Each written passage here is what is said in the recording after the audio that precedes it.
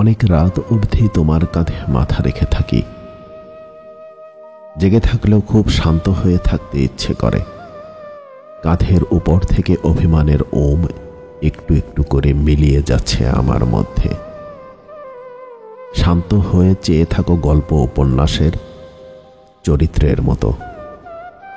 এক একটা পদক্ষেপ কতই না সুন্দর। তুমি আমার কাছে শান্ত নদীর মতো। গতি আছে, অথচ ভীষণ শান্ত। পাহাড়ি নদীর দুরন্ত ভাব নেই, অথচ বুকের ঠিক উপরে ঠান্ডা জমাট বাঁধা মেঘ। পাহাড়ি উপত্যকা ছুঁয়ে শরতের মেঘ উড়ে যাচ্ছে অনেক অনেক দূরে। জানালার পাশে এক টুকরো পাহাড় থাকবে, তার উপত্যকায় ঘন হয়ে থাকবে ওক আর পাইলের জঙ্গল।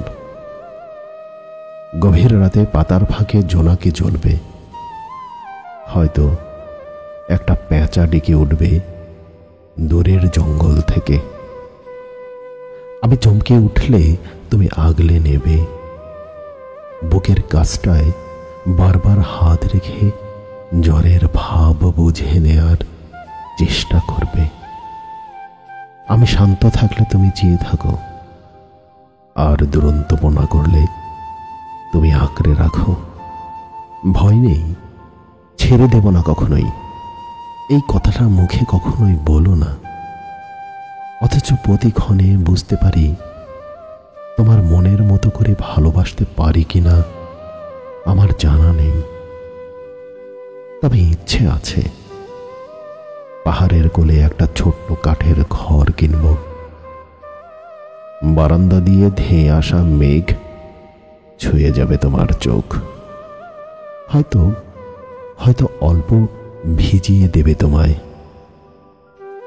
শান্ত মানুষ খুব জেদি হয় বলেই তো সবাই তোমাতেও জেদ আছে। সম্পর্কের জেদ, আগলে রাখার জেদ।